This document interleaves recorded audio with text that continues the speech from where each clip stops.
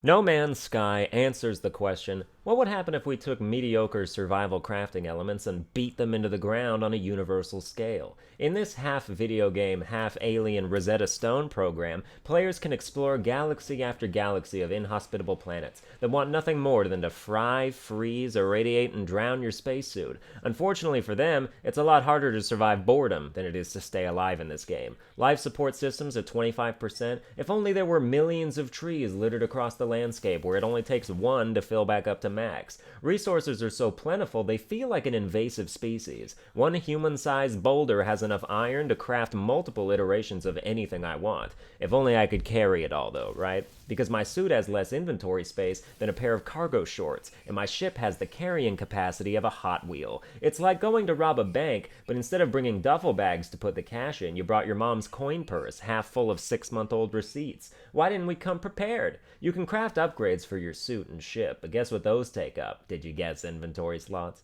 But hey, at least we're trilingual, right? I swear every time as soon as I learned enough words in one language to not pick the worst dialogue option every time, I'm off to a new galaxy to start over with an entirely different dialect. I feel like a first-generation Mexican-American who has to take business trips to Japan and Russia. Gek master race, by the way. I'd rather be friends with a sweet-smelling space gecko than a brutish ogre or a robot with an iPad for a face. Maybe if we wipe out every other species like the Geks want, I only have to know one language forever. At least it only takes about 30 minutes to maximize your standing with a particular race. Hey alien I've never met, I found a bunch of your monoliths. Do you mind lending me all your planetary possessions? Cause we're best friends. Also, instead of teaching me one new word for 20 carbon, how much for a fucking dictionary? I will clear cut a forest so fast it'll make environmentalists weep bitter tears if you just hand me a hard copy version of that encyclopedia you digitized into the wall for no reason.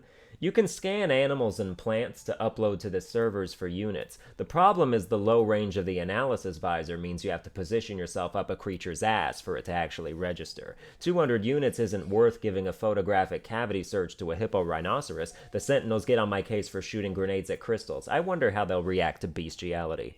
No Man's Sky is an exercise in futility and a lesson in humanity. Playing the game is pointlessly goalless, and looking at online comments about it makes you wish you could gentrify the internet. Whiners galore throughout its development process, and now, after the game's release, have gathered across the web to cry loud, obnoxious, psychotic rants and harmful threats to anyone who doesn't think No Man's Sky deserves Game of the Year 2016, 17, 18, and forever onward. I'm so excited to be a potential target of substanceless vitriol from a 12-year-old squeaker's attempts to be intimidating. Bring it on.